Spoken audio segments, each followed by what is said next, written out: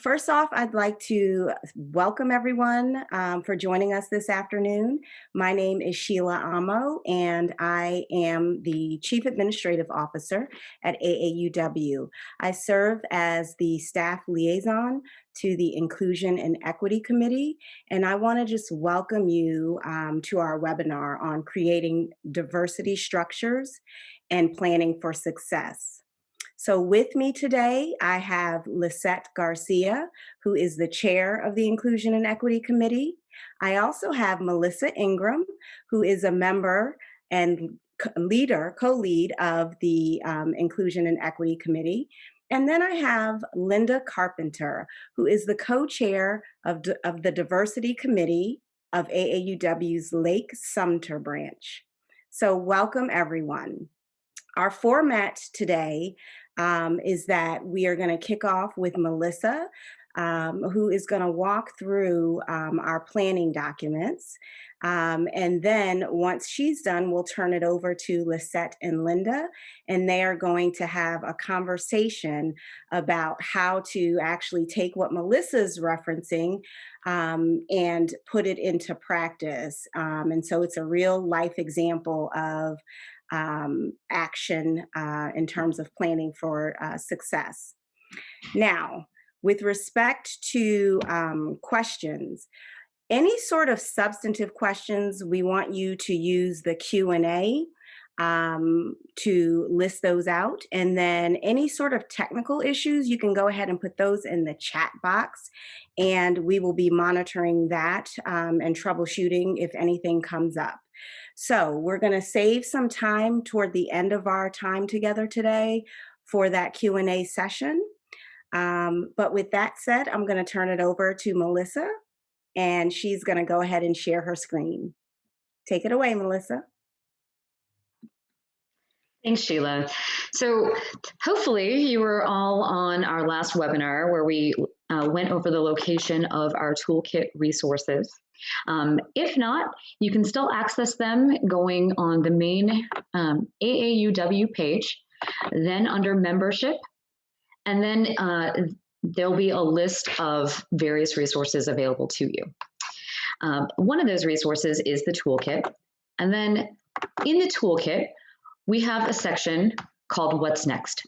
And when you click on What's Next, you'll come to this page, Diversity, Structure, and Planning. And we started off this page by just talking about what a diversity officer does and what type of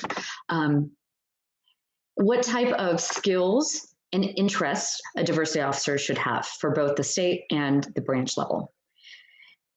For any diversity officer, we want them to, of course, be knowledgeable and really have an interest in diversity principles and be willing to share that with other people and get their members talking about inclusivity, how to reach out to their communities, how to just be better individuals in terms of acceptance of others. Once we get past these recommended characteristics and these recommended job responsibilities or duty responsibilities, we then go into how to create a committee. And that how to create a committee and the application of all of this, again, will be discussed by Lisette and Linda as soon as we're done covering the basics. What we'd like to focus on is how to create a diversity and inclusion plan. And what we try to do in these is walk through step by step the key points that we think every branch or state should have in order to have a solid, actionable diversity and inclusion plan. Now, to get started, we believe you have to do some pre-work. And some of this pre-work includes meeting with your board or your leadership.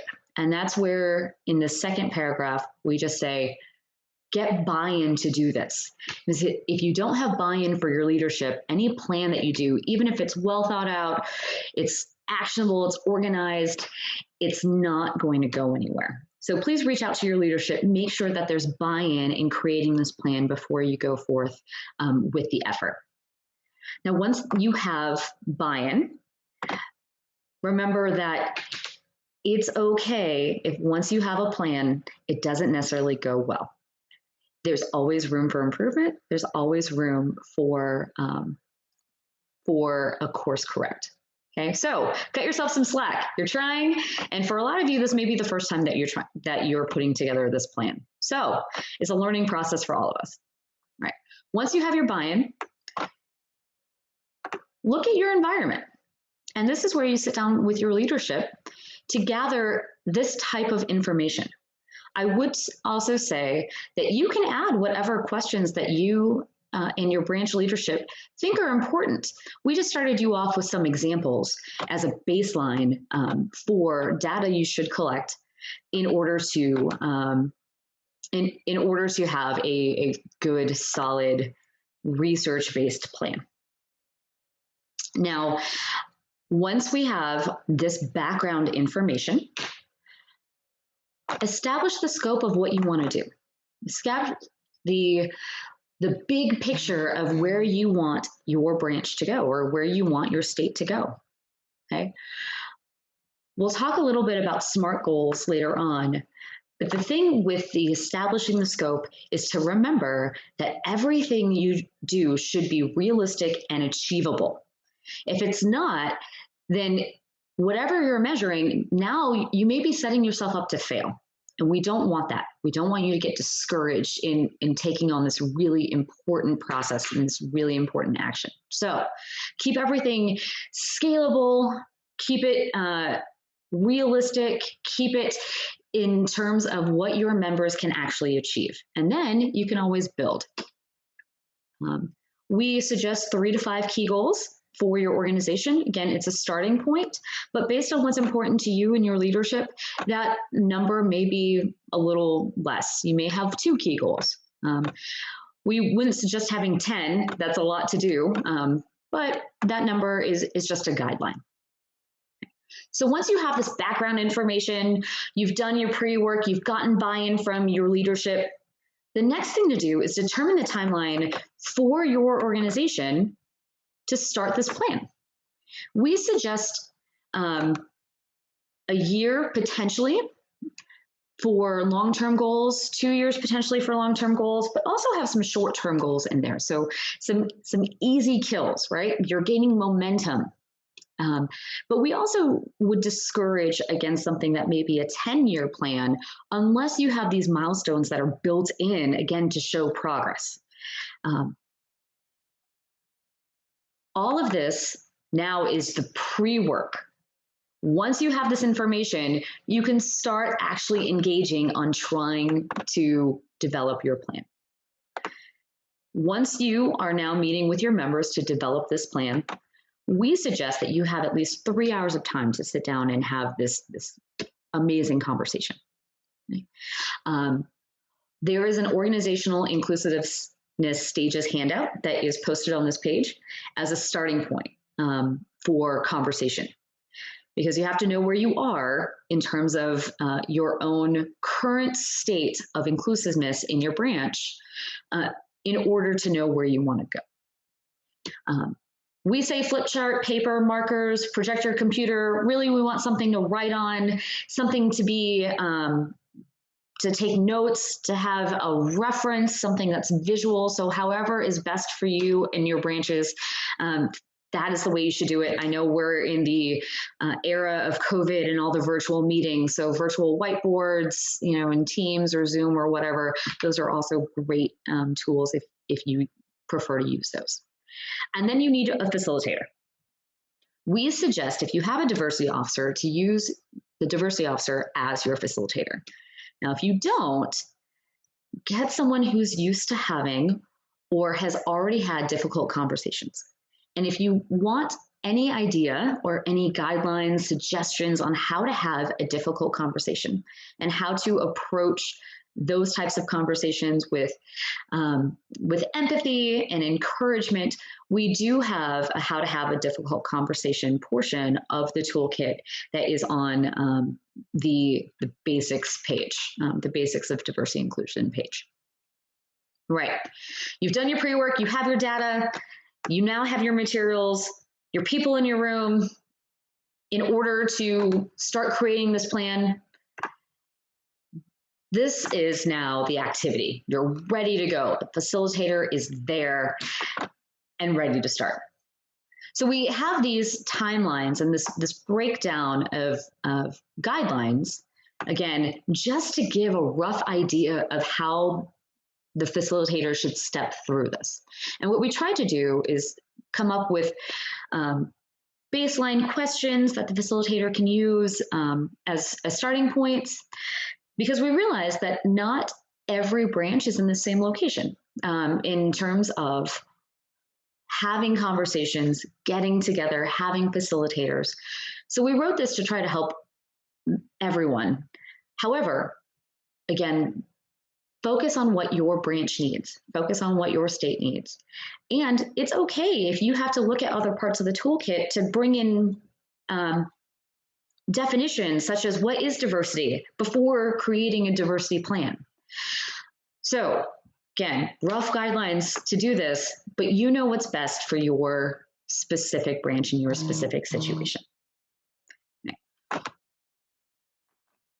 In this section, we talk about that inclusivity and that organizational stages handout. And what I can do, you click on this link, this is the handout. And we ask that you use this handout and allow individuals to reflect on their own about where they think the organization is at that point in time. It's okay if someone believes, or if you believe, that your branch is closed and homogenous. That's perfectly acceptable if it's an honest assessment, because that means that you can improve. If your organization, your branch is seeking and you believe that you're inclusive, that's also fantastic, because there's still room to grow in any of this. Okay? So that is the organizational inclusivity handout that we suggest that you use. Once you have this individual reflection, then we want you all, or the facilitator and the group, to come together to actually discuss where they are. And hopefully you can come to a mutual understanding of where your branch is at that point in time, so you can start talking then about what do we do next. And in that discussion, we hope that you can uncover biases in your organization that may be barriers to inclusivity. You can come up with other practices that maybe affect recruitment, retention. So anything that you can identify as a barrier to where you want to go should also be talked about in this group setting. Okay. In this section, we give some rough guidelines on areas to consider when developing your plan, and some rough questions in terms of recruitment, retention, programming. But again, we realize that this plan is not a one-size-fits-all. So if you have something that is better for your organization, you have different goals for your organization, please incorporate those. You know what's best. We do want to highlight that communication is key for everything. So please consider your communication tools for any of your practices. And we talk about leadership development in succession because we want your organization to keep going and keep growing. So in any sort of environment, even if you're coming up with just short-term goals, please consider how to keep those short-term goals going once members leave. Okay. Here we have that here's your current stage. Everyone's now talked about, how transparent people are. You've talked about communication, leadership, whatnot. You're identifying your stages. Now you get to create your action plan. And in your action plan, SMART goals. And we have one definition of SMART goals here, but I know that all of you brilliant people out there may have your own different words that align with that acronym.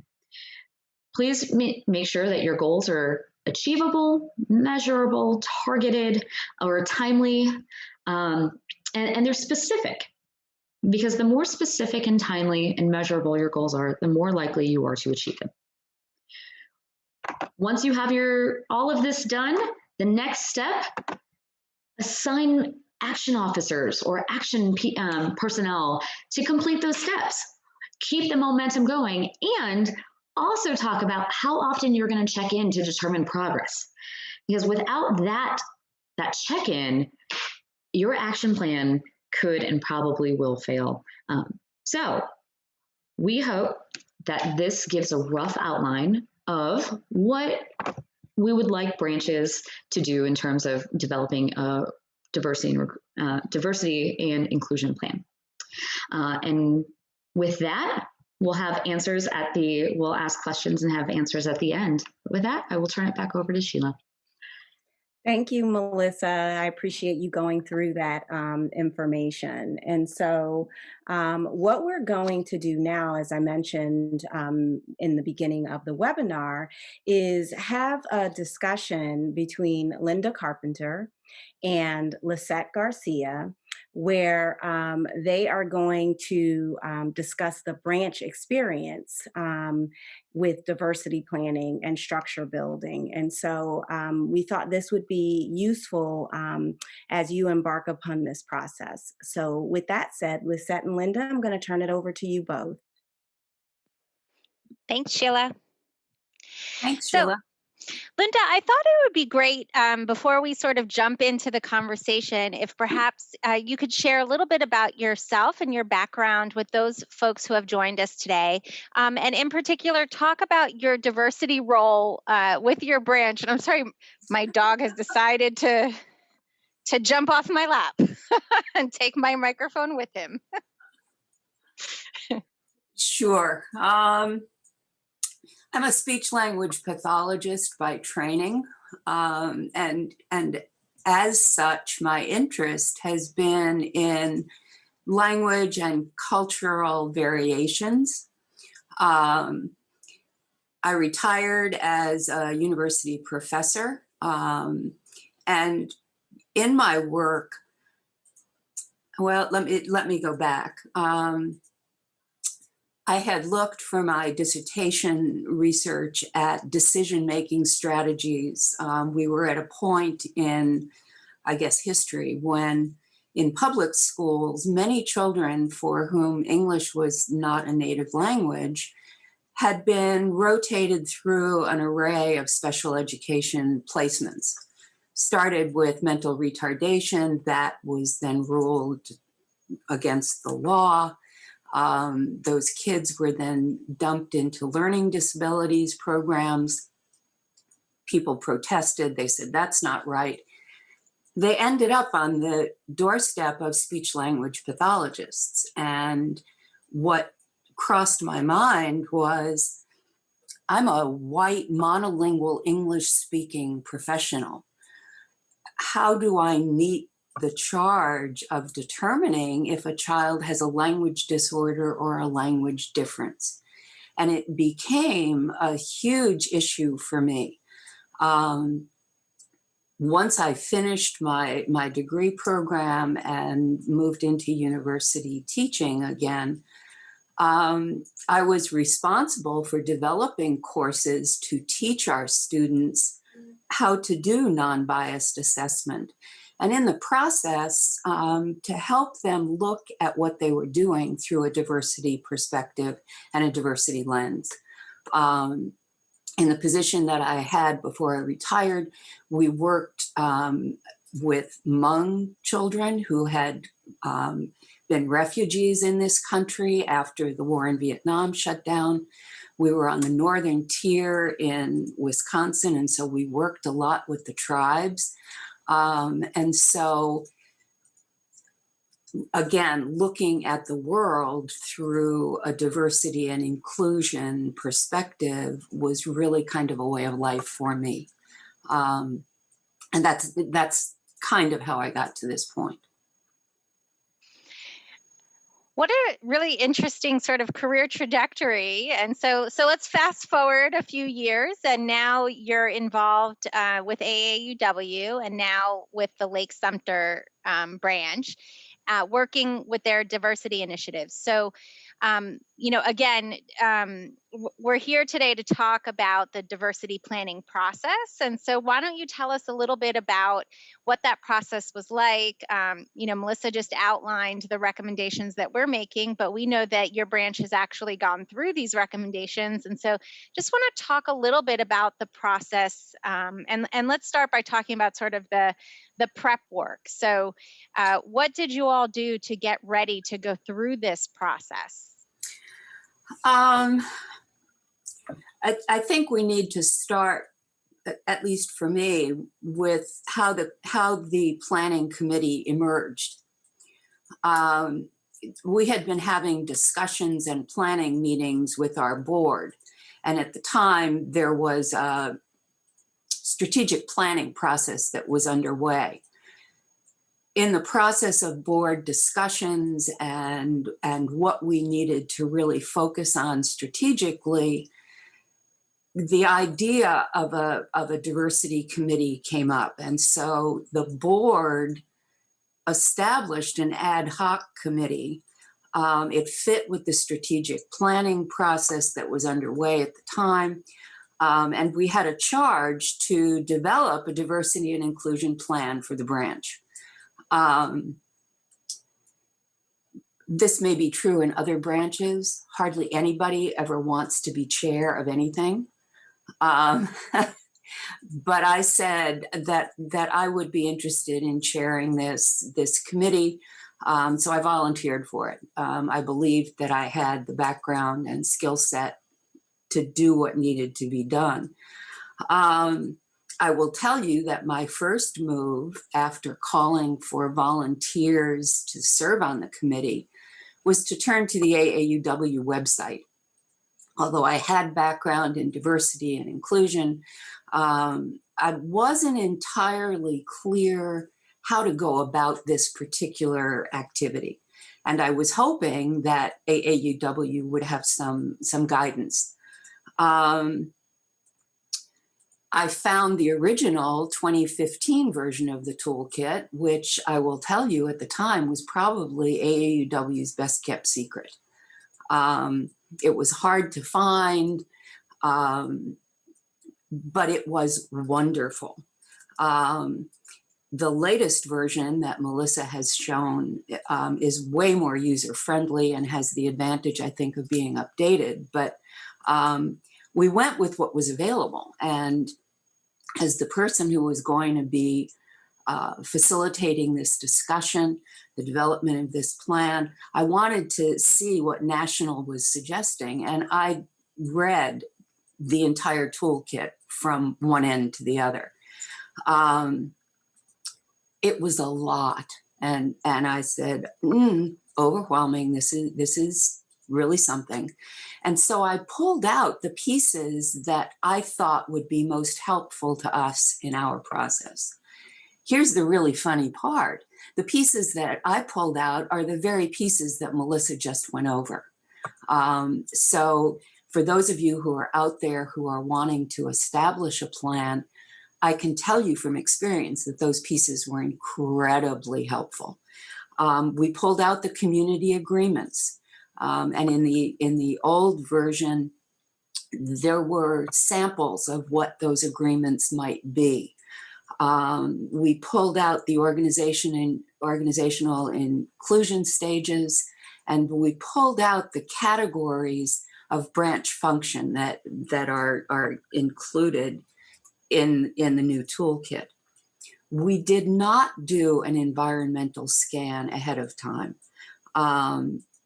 And that may have been helpful, but those particular topics were integrated into our discussion of current status according to all of these branch functions.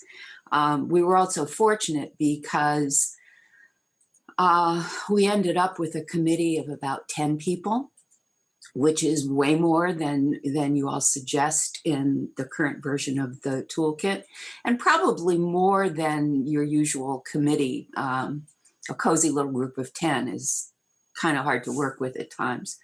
But it worked for us. And in those 9 or 10 people, 4 of us were board members, one of whom was our incoming president-elect. So we had people on the committee who knew history and data about the branch. So we did not do that environmental scan ahead of time, but we did do it. It was embedded in our discussion. And I would say that it added to the richness of the conversation.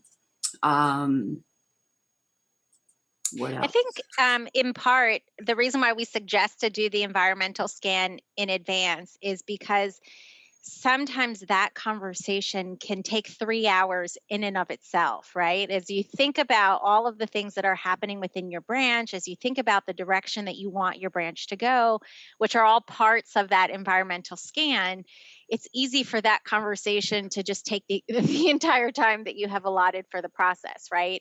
And so I think that that's one of the reasons why we suggested doing that in advance, so that the day that you come together to do the actual structure planning piece of it, you have that knowledge informing what you're doing with the rest of it, and not so much taking up the conversation. I think that was one of the changes that we made, or that we suggested as we were going through the materials from the previous iteration of the toolkit.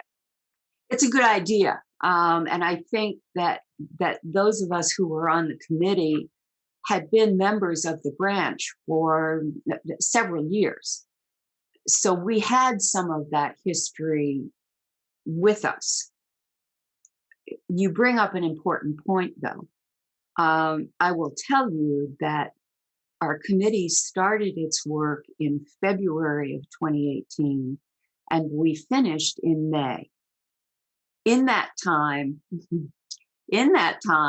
we met 8 times for 2 hours each. So you are correct. If the committee wants to come in and in a few hours finish the process, that's the way to do it. On the other hand, and I think people need to see that they can do it in whatever way is going to be most helpful for their branch. We learned a lot about our branch through the process, and the discussions were rich. I worked at one time at a Quaker college. I worked at Whittier College in Southern California for a while. And they operate on a consensus basis, so that you come to a meeting and everybody has an opportunity to talk, and you don't leave until everybody's had a chance to talk. We wanted it to be that open. And so I will also tell you that we added to our community agreements that we needed to be civil in our discourse, because we wanted to create a very safe space where people could disagree, could talk about really difficult subjects and not feel that it was punitive. So whether you do those environmental scans ahead of time and save your committee time for discussion of the planning process, or you do it in the more labor-intensive way that we did it, the environmental scan is crucial. You need to know that background on your branch, or you won't be able to answer any other questions. And I think you make another extremely valid point, and that's the safe space, right? Like the civility in the discourse discussion. And sometimes it can be challenging when we're talking about diversity and inclusion and equity and belonging, right? These are all the words that that people use to describe this field. that sometimes the conversations can very easily take a turn in the wrong direction, right? And I think, just to reiterate what Melissa was saying earlier, we've tried to also create some resources around having difficult conversations and creating that safe space, right? In essence, those community agreements that we've been talking about today are those ground rules for how to have a discussion that is respectful and where folks feel safe sharing their opinions, and that is a crucial part of this process, right? We're not able to really talk about planning and success if we can't talk, and if people don't feel comfortable talking, and in particular if certain members feel like their voice isn't heard, right? So it's really important to ensure that you've created a culture within this process that makes people feel comfortable expressing their opinions and talking about what you're going to be doing moving forward. So we've talked a little bit about your sort of pre-work, right? The preparation that your branch undertook to get ready, to go through the process. As you were going through the process, were there any difficulties that you encountered? And if there were, how did you resolve those? Um, I can't say that there were difficulties per se. There were topics that people felt strongly about that required some really more extensive discussion. And I can think of two. Some of these may come up for other people. One was that some committee members really questioned whether we needed a diversity plan or a diversity committee. Um, and that was coming from the perspective that we've got minimal diversity in our branch. We're largely retired white women. Um, and we live in an area that's largely white. So where are we supposed to dig up people of color and bring them into the branch? And that needed to be talked about in a very caring and sensitive sort of way. And it took some time to talk that one out.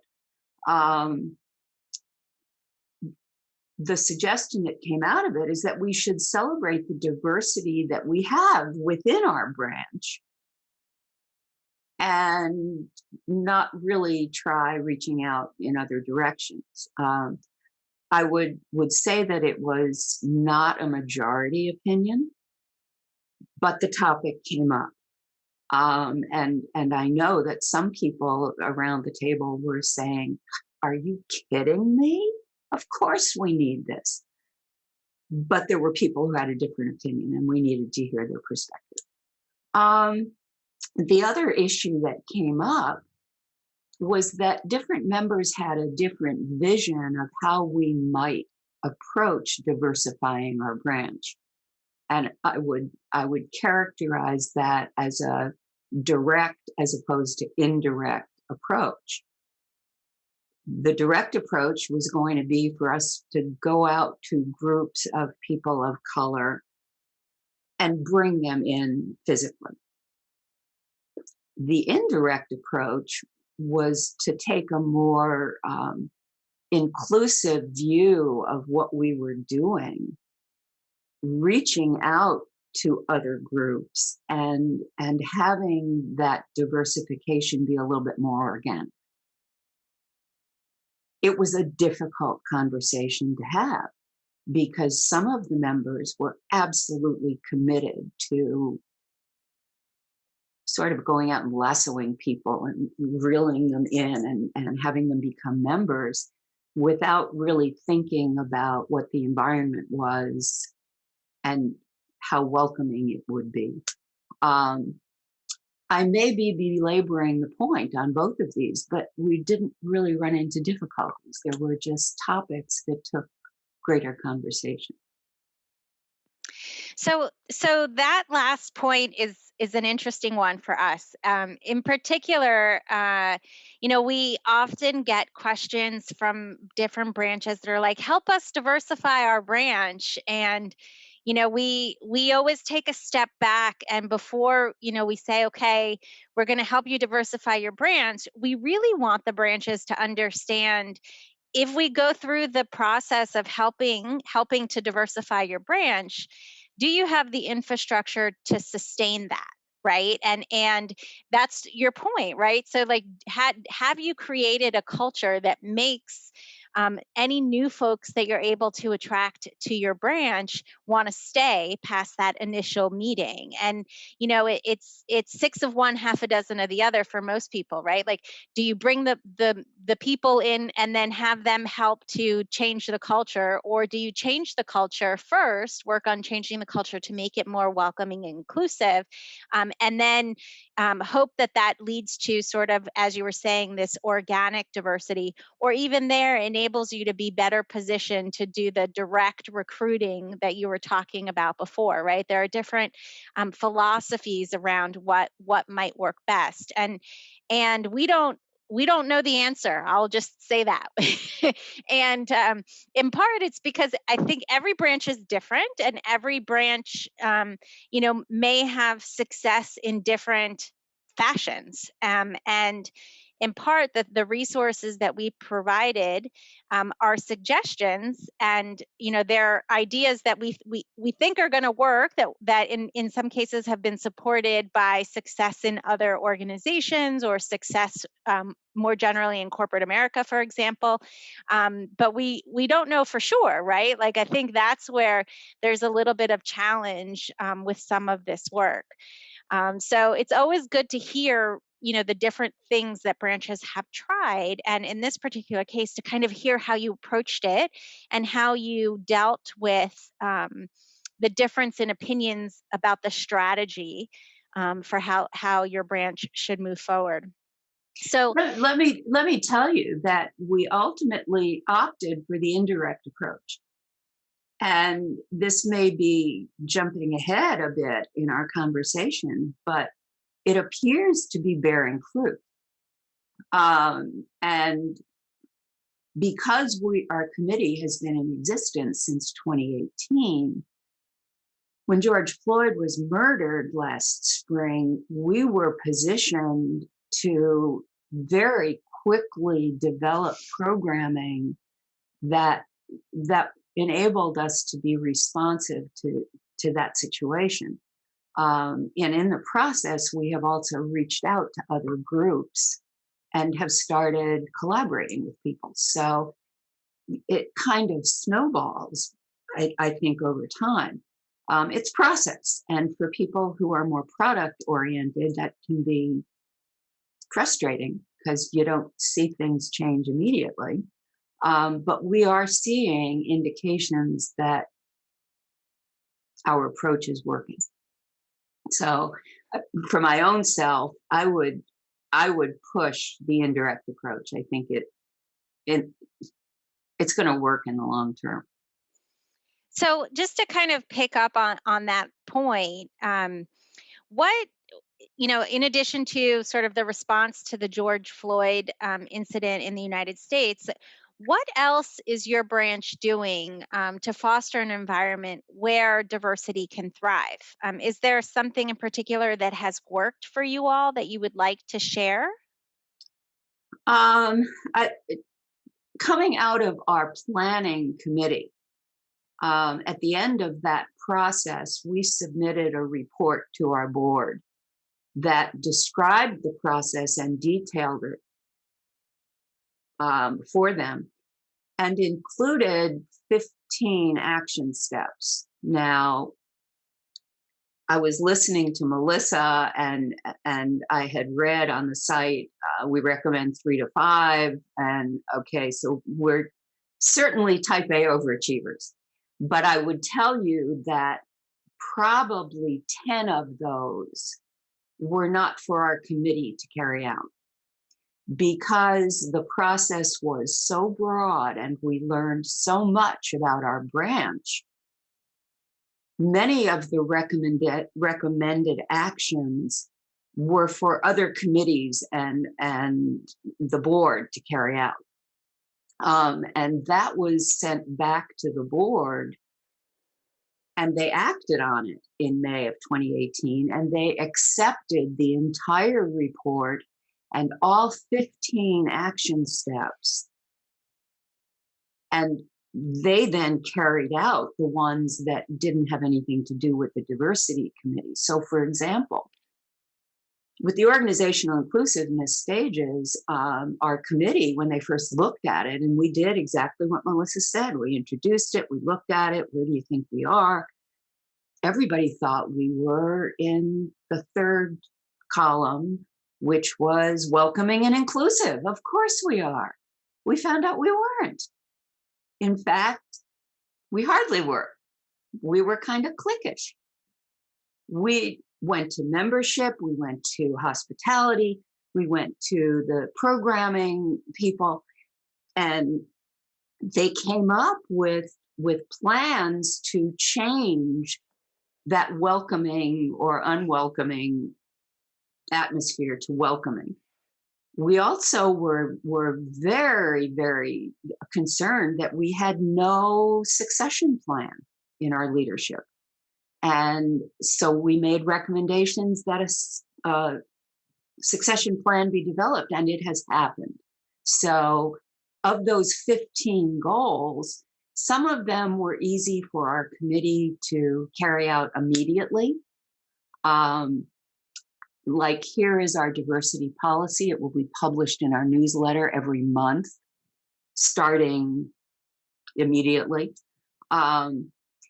What we were left with was a couple of charges and actions that would be our continuing work. And so we have plugged away, prodding, I think, our board and our members very gently in the direction of continuing to look at branch operations through a diversity lens. And again, it's working. So we've got changes in our face-to-face meetings, how we bring people in, how we seat them. We've set up a buddy system for new members so that they have kind of a mentor. You remember from college, the Big Sisters kind of thing. So we've done a number of things that are bringing people in, including our programming, but other things that are easier to do to just make people feel welcome and included. And it's changed the character, I think. So, what you're saying is music to my ears, Linda. So I think people are going everybody to think you planted this, but no. No. And, I think most people know that, my day job is in this field, right? I am a diversity professional. And oftentimes what I've observed, over the last few years of my career is that this work tends to be very siloed. It's like, there's a committee, or it's HR's responsibility, or what have you, that have to do all the diversity work, and no one else is expected to do any heavy lift here. But the reality of the situation is that it doesn't really work if everyone isn't committed to it, right? So to hear that what you all did was incorporated into sort of overall branch operations, right? So that as you sat down and you thought about the goals that you wanted to achieve, they weren't just goals that were specific to your committee, but they were goals that were applicable to the leadership of the branch, to membership, to, I can't remember the other committee that you said, but to all of the different committees that you had, so that there was sort of this mutual investment in the work, which, made it increase the likelihood that you would be successful, right? So the more that it's sort of incorporated into everything that's being done, the greater the likelihood that you'll succeed, right? As opposed to if it's just seen as the work of this committee and it's seen as something that's external or on the side, it's not likely to succeed. So very happy to hear the way that you all approached it. Yeah, I would second that. We are so fortunate that each year, when new leadership comes in, um, we have had continued buy-in from our branch leadership for the initiatives that we're doing. We have reached out to other groups. The area that we live in is a place called the Villages, which you may have heard of us in perhaps not the best way possible, but it's a retirement community, largely white, but there are interest groups throughout the community. There is an African American club. There is an Asian American club. There are an array of social groups, and groups that have other missions that could conceivably mesh with our mission.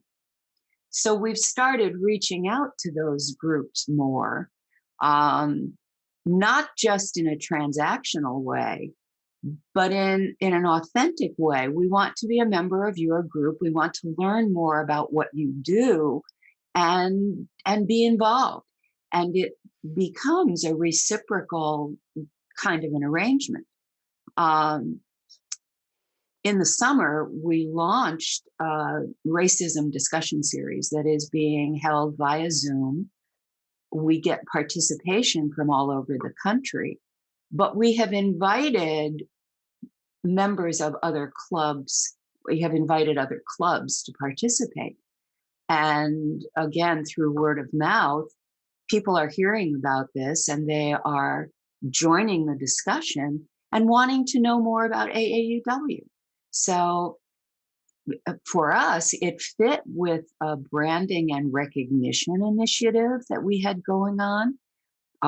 People didn't know what AAUW was, and now they do.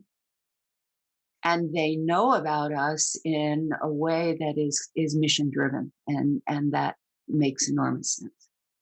Which is great to hear. So I want to acknowledge that there are some questions that are coming into the Q&A box. We're not going to go there just yet. We're going to open it up for questions about 4 o'clock, everyone. So you still have some time to get your questions in there, and you can probably still get them in a little bit after 4. And we'll try and get to as many questions either for Linda about this part, this part of the discussion, or for Melissa about the resources that are available. And Melissa will come back on camera about 4 o'clock as well. So Linda, we've got a few more minutes left in our discussion here. And so I want to talk, we talked about the difficulties and whether or not you all encountered any difficulties as you were going through the process, but were there any unintended, like things that you didn't expect, positive outcomes as a result of going through this process? Like, was there some kind of aha moment? Did something that you didn't think was going to happen actually happen as a result of going through this process? Yeah, I think the committee was stunned to realize that we didn't hit the organization inclusiveness stages where they thought we did.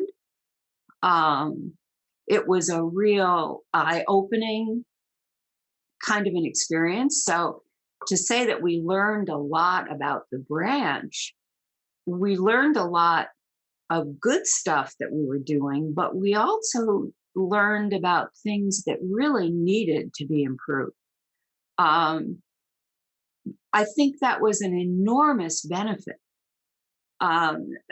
Because prior to that time, I think we were sort of plugging along year to year, and each president that came in had wonderful ideas about what the branch needed, but we needed this bigger picture, and that was a huge benefit. That it blended so well with the strategic planning that was going on at the time was also a huge benefit.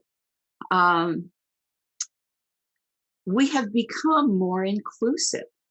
Let me give you an example. It spilled over to our online discussion. I will tell you that not all of the people who participate in the discussion are from our branch. So we don't know them all.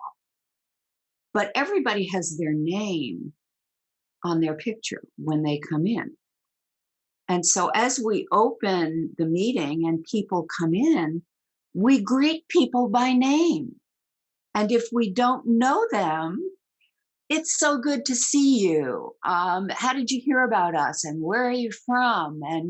And we start before the discussion starts interacting with people. I suspect that inclusiveness is going to spill over, and it actually was going on live even before COVID, but we're seeing that even more. I think too that the committee, through its actions, not only are we very vocal about the activities we're engaging in, but we have routine pieces in the newsletter, routine nudging of here are things to look at, here are things to consider, here are things to think about. A few months ago, we started a new column in the newsletter called Great Reads from the Diversity Committee. These are books that will help people understand the racial, social injustice going on right now and the history. And so we're out there pushing. And I think that's a positive benefit. But I've been accused of being pushy. So there you go. So it's wonderful to hear how something so simple as just greeting someone has had such a positive effect, right? Like we sometimes, I think, get in our heads that what we do has to be this grandiose gesture. It has to be this big program, this big event. And all you all started doing was just greeting people and saying hi and welcoming them. And it's had such a positive effect, which is just wonderful to hear and so amazing, right? Because we don't think about the small things. Like we're always thinking about the big things. And here it is, something that we take for granted in many cases, right? Well, and everyone can do it. So, Yeah. it's cost free. Yeah. Yeah, there's nothing special there. Just greeting people. Will tell you that our, I guess it's our hospitality committee that is responsible for meeting people as they come in the door to our face-to-face meetings. And in the past, we said, sit anywhere. And you know what happens when you do that. We sit with our friends and the new people sit by themselves, and that's not very welcoming.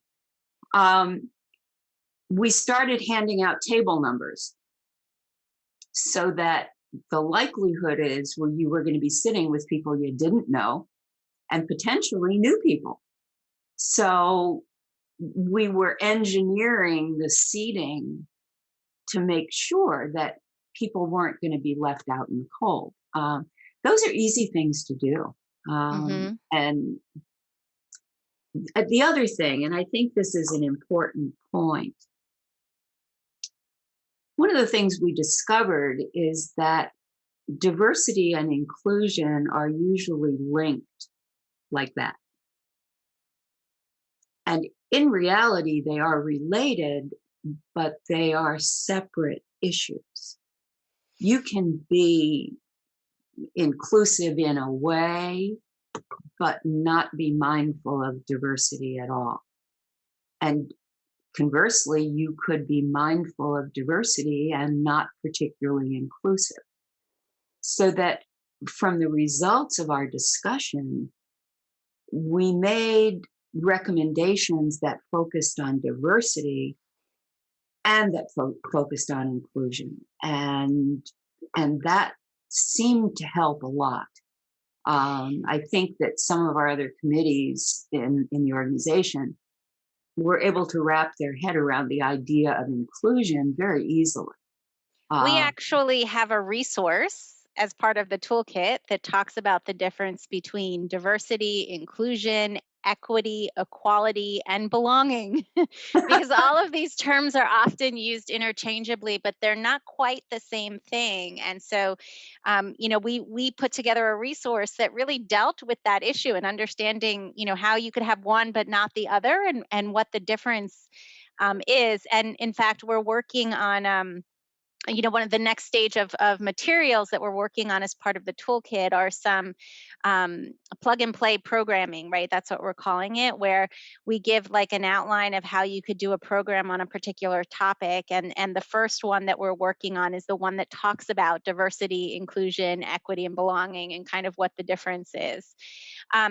We've got just— That's a good point, excuse me, because a good bit of our discussion early on was to address what do we mean by diversity, and could we diversify in different ways. I Yes. mentioned we're old white women.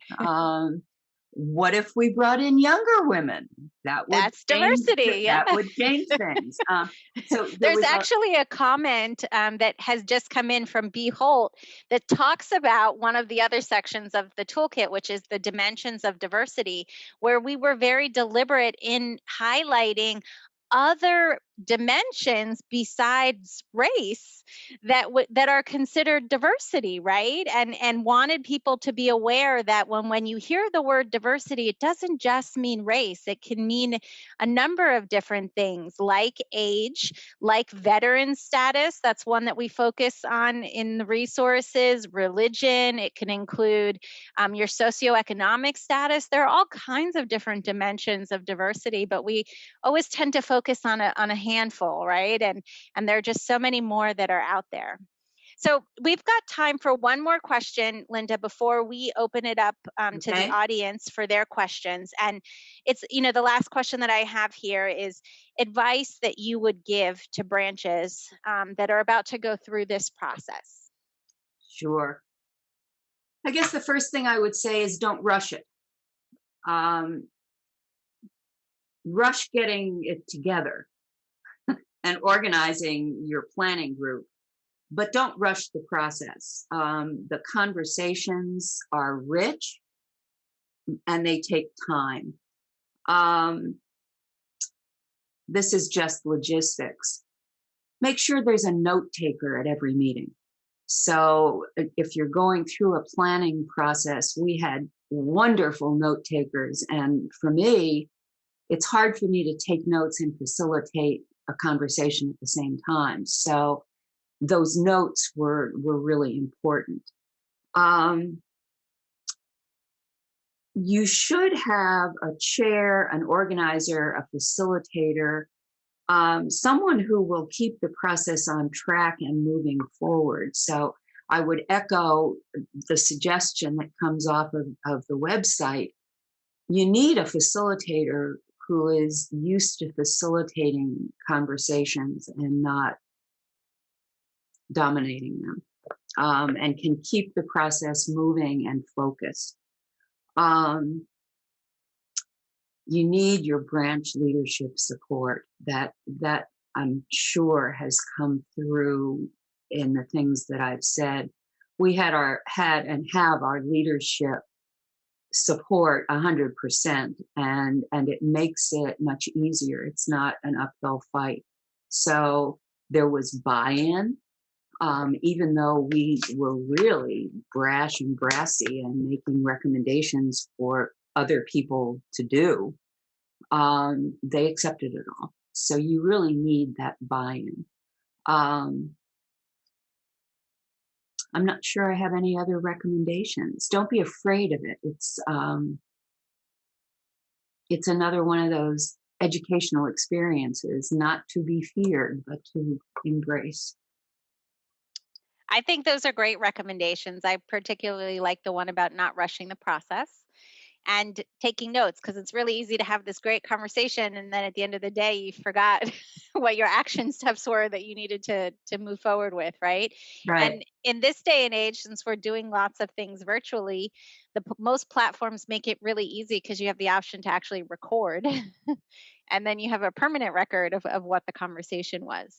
Well, and So we did this live, so, yeah, you know, so it different. was a Yeah. different world. Yeah, Yeah. which is why, and we wrote the materials needed section, assuming that at some point folks will be back live doing things in person. And so, Melissa addressed it in that she said, you can use Zoom or other platforms to serve as a whiteboard or to help take notes, where we had said, a board with markers so that you could take notes. But whatever format you use, it is important to take notes. So we're right back at the top of the hour. So thank you, Linda, for joining me for that conversation. And I'm going to turn it back over to Sheila, who's going to facilitate us through the Q&A. Okay, so one of the questions that came in multiple times, people want to know, Linda, how big is the Lake Sumter branch? We have 128 members currently. I think a couple of them are life members, but the last I heard, about 128. Okay, thank you. So one of the first questions we received was about the organizational scan. And the question is, who do you recommend participate in that process, in the organizational scan? Do you recommend it be all members or just the board or a different smaller group? Who did you want to answer that? Oh, I'm sorry. That could be either Linda or Lisette. Linda, you've done it, so we'd love to hear, how you all did it. But Lisette, you can also weigh in there as well. The environmental scan, as I mentioned, we didn't do ahead of time.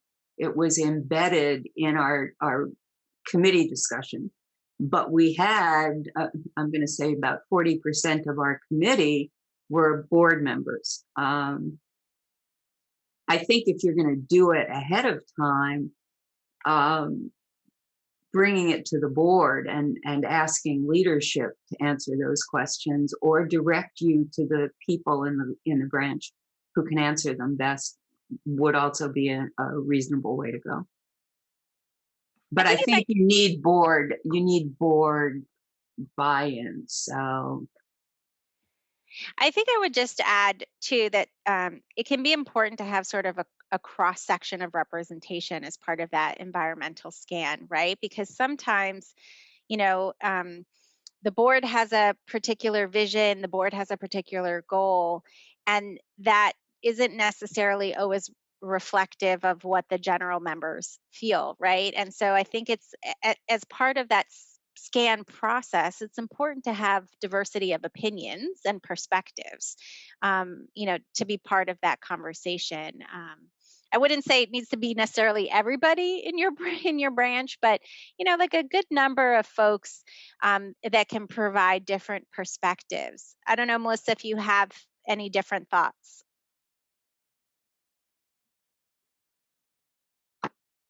I logged on just to say, no, I don't think so. I think that really just, that covers it. The more diverse and the more open that the organization can be, the better it is for all the members and for that forward, moving forward in creating the environment that you want. And our committee of 10, we had just members and we had some board members as well. So we had that diversity of opinion and experience. And I would second that. That's important. Thank you all.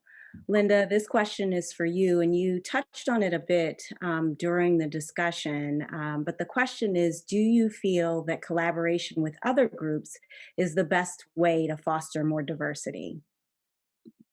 I think it's one way to foster diversity. I don't know if it's the best way, but if you are unknown to other groups, then reaching out to them makes enormous sense.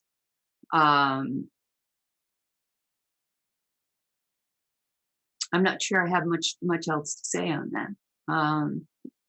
I don't know that there's a better or best way. It's again, it's a slow process. I can't imagine what we would do that would cause people to flock to us unfettered. I don't see that. But to the extent that people know who you are and what you do and what you value is going to make them want to be with you a little bit more, I think. And a pretty effective way to do that is to reach out to other groups. So again, it is a way that can be effective. Thank you. Thank you for that. So I think this is a question that can be answered by all. And the question is, would you be more specific on how to foster a diverse environment when we have brought in diverse speakers and had diverse programs?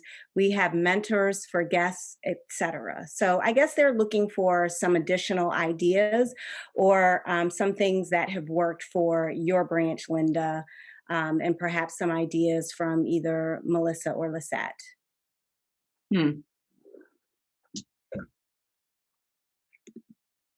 Let me think about that for a minute. Defer to Melissa and Lisette. Let me think on that.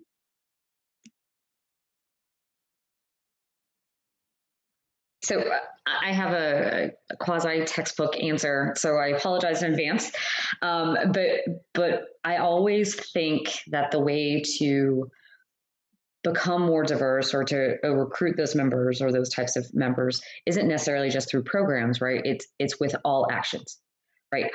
Identifying biases, being open with what's going on, and then, walking the walk, right? And the more that we can walk the walk, the more that members will stay. The diverse members that we want, if we've recruited them, they'll stay because they feel valued and welcome. And then the more that positive word gets out, and hopefully we can attract new members based on the actions of the members already in the branch. I wish I had said that. That's what I would have said. Yeah, but I think that's true. I think that's true. And I think it's a great point. I mean, and sometimes we miss it, right? Because we're so focused on changing our programming or changing our structure or all of these other things, and we don't necessarily think about some of the other things that can be done. I mean, earlier, Linda and I were having a conversation where I was like applauding them for just greeting people and saying hi, and how such a small thing, but how big of an effect that could actually have on folks. And I think it's sometimes those little things that we don't think about. We always focus on these big picture things and we don't think about it, right? We don't think about even the language that we use or how we refer to events or programs or people or whatever it might be, right? There's so much around language that could change someone's impression and whether or not they feel like they belong in a particular organization or as part of a branch. It's sometimes little things that we miss. Thank you, Lisette. There is a question about whether or not there are any facilitator tips in the toolkit and or resources to assist in this very difficult role. So that is for Melissa and Lisette. I would refer to the having the difficult conversation part of the toolkit. Because it does have a lot of facilitator resources to include some activities that the facilitator can use just to get the group talking about something, right? And we try to include a lot of articles and videos about what some good facilitation techniques are as starting points and some ideas such as, round the rooms and all of those types of things. So I would definitely say take a look at that page, and any feedback on it is appreciated.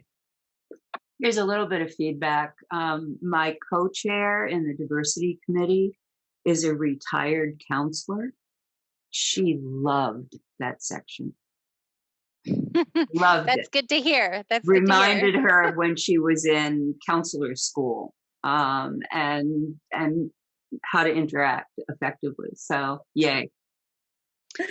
I would say the other thing too is that sometimes if we're not what am I trying to say here? Like, it's our comfort level with the topic or the information that we're talking about too. And sometimes that comfort level with it impacts our ability to feel like we're an effective facilitator, an effective communicator on that particular topic. And so, to Melissa's point, we've tried to include a lot of resources on all of the different topics that are there, not just having the difficult conversations piece, but everything to try and make people feel comfortable talking about these things, because sometimes the challenges that we face is that we don't always know how to talk about them. And we've tried to include resources that are video resources that are short articles, longer journal articles, books, popular culture references as well, just to try and appeal to different audiences in terms of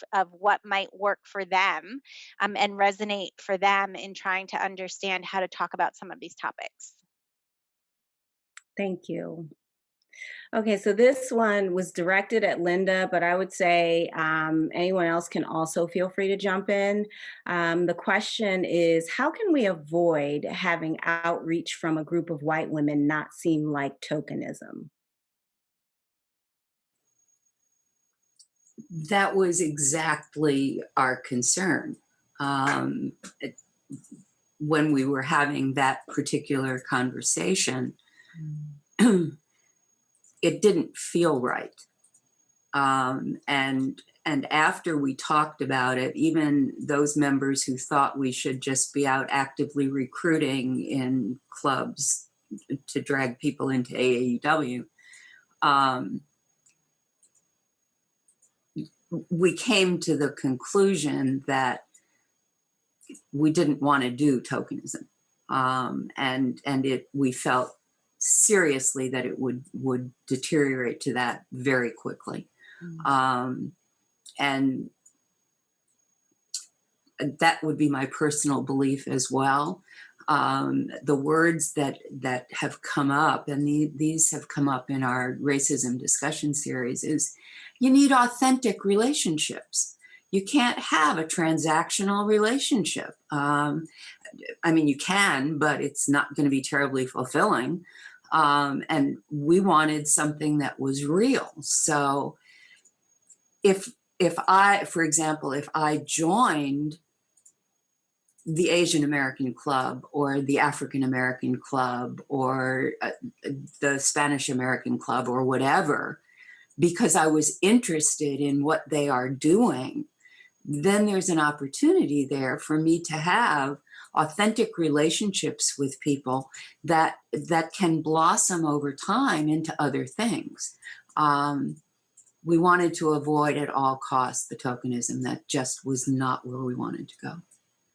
I 100% agree with what Linda said, that I think that it is about it being an authentic relationship that you are building, and not just like a means to an end. Like, oh, we want to try and diversify our branch, or we want to do Black History Month programming. Let's reach out to this other organization. Like, no, it needs to be genuine. It needs to be real, and it needs to transcend that one point in time, right? Like, you have to build a relationship.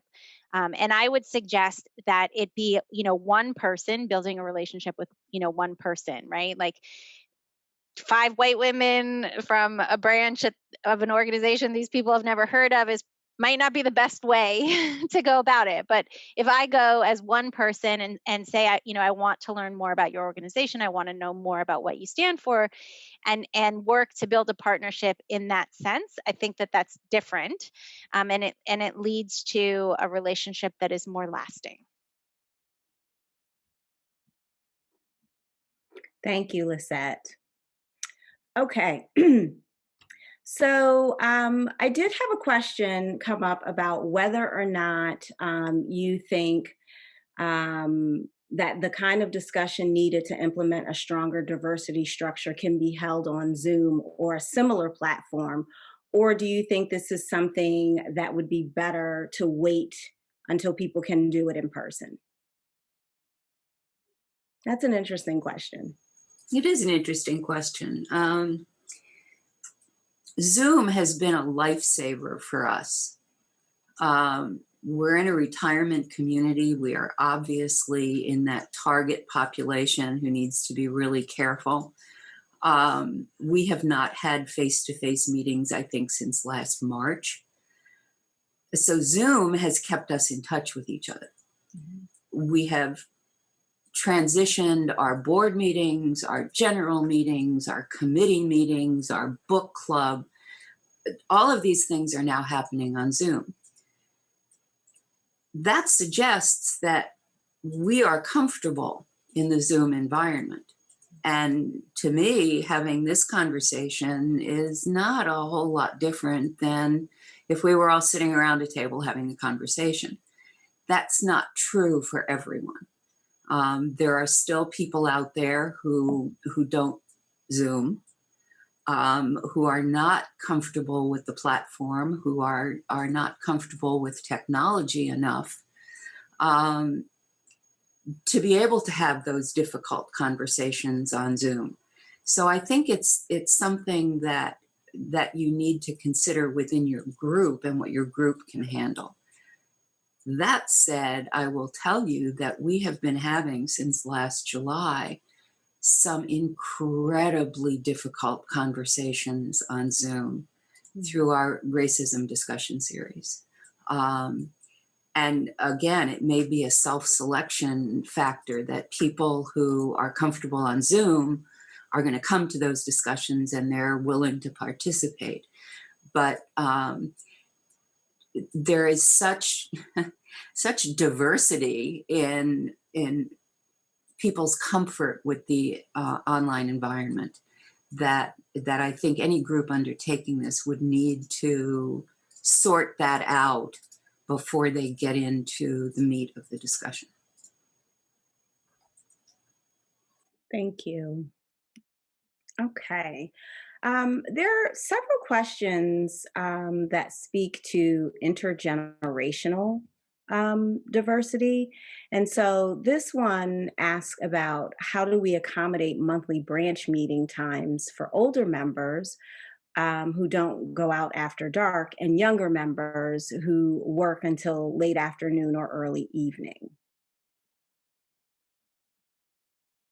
Is that something you've had to deal with in your branch, Linda? We do, and many of us have experienced it in our life before now. Mm-hmm. I was a university professor, and there was an AAUW branch in the town where I lived. They met on Tuesdays at 10 o'clock in the morning. I was a little busy at that hour of the day, particularly on a weekday. So it wasn't a very friendly environment even for working women. Our branch here meets on Saturday mornings, which you would think would be a little bit more accessible to people. But I think back to the days when I was working, Saturday and Sunday were times for me with my family, clean the house, do the lawn, I don't know, things that I wasn't doing during the week because I was working. So it's a very difficult situation. And I know that AAUW is attempting to diversify in terms of age, but it's a challenge. And I will leave it to way smarter people like Lisette and Melissa to suggest solutions to that. But we talk about it a lot in our branch, and we have not been terribly successful in recruiting younger members, either working or not working. And Lisette, thank you, Linda. I appreciate that. And I appreciate, that it's been a challenge and something that, Yeah. you don't rightfully have an answer for that's neat and tied in a bow. Lisette, before I throw to you on this, I do want to add another caveat to that. Also, younger people who have small children, because that's, another dimension of diversity. Yes. Yeah, I don't know that there's a great answer to this. What I've seen some branches do, and even within some other organizations that I participate in do, is that they vary the meeting time so that it isn't always the same day and the same time, but from month to month, but rather, they'll sort of alternate, like during the week in the morning, during the week in the afternoon, during the week in the evening, or on the weekend in one of those three slots, right? So that they offer options for people. And so if you can't come one month, maybe the next month's time works a little bit better for you based on your schedule. But I don't think that there's a solution. there's a solution there. Even we sometimes are challenged finding time for our committee to meet, and to do our practice webinars and to work through our materials and things. So we struggle with it too. There's no secret recipe there. I would add, because as I'm reflecting on this, back in the day when I was working, I didn't have a clear sense of what AAUW was. And I think that recognition and branding may be an effective way to go about this. Because again, in most places I've been, AAUW is a really well-kept secret. So if we are able to get out there and let people know who we are, what we do, and do that more effectively, I would think that younger women might be interested. For example, the gender wage gap and the Work Smart program and things that AAUW has to offer people in different age groups might be an effective way to go about it. But again, it may be a more local consideration of where you are geographically, what resources are around for your branch to connect with. But it's not an easy solution, and it's a challenge I suspect that virtually every branch would be confronting. Thank you.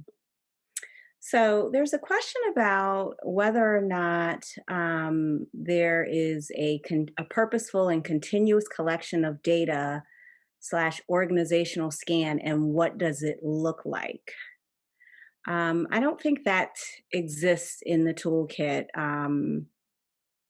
as as it's currently laid out. But I think, in terms of an organizational scan, um, it's certainly something you can Google, to get a sense of what that should take into account, right? And that's the strengths, the weaknesses, the opportunities, and threats.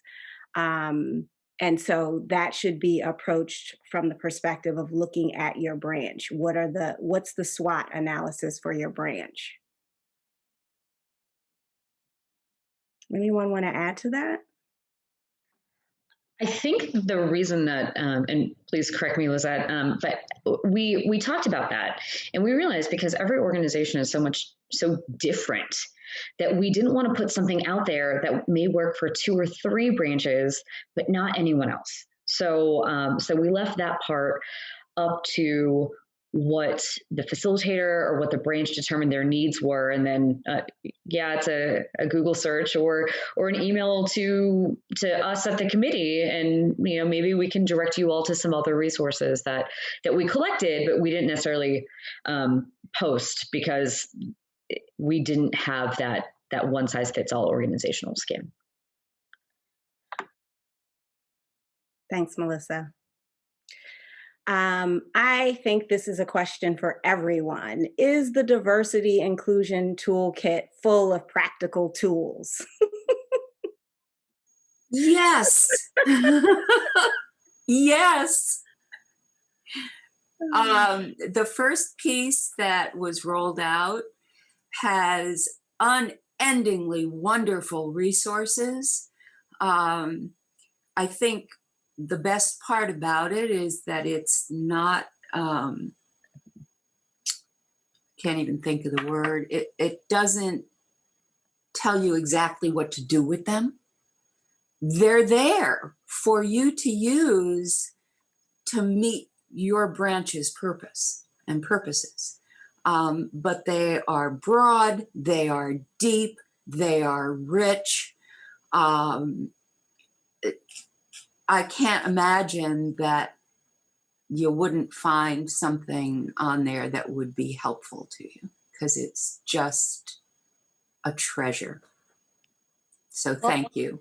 And thank you, Linda, for saying that. That's great to great to hear for us. As you know, we kind of worked hard to put all of that together and weren't quite sure if we were hitting a mark or missing the mark here.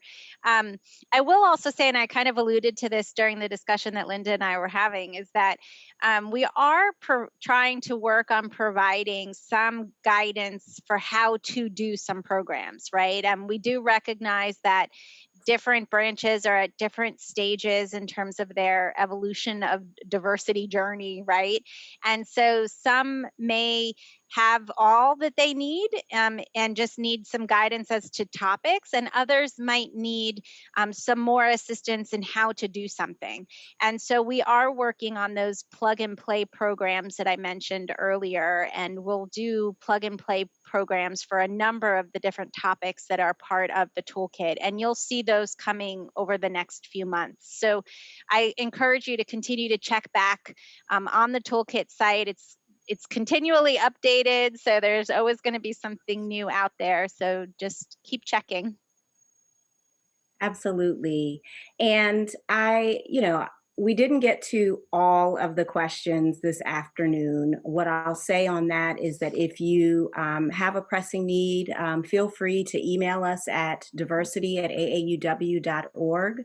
I did put the link to the toolkit in the chat box because there was a request for that.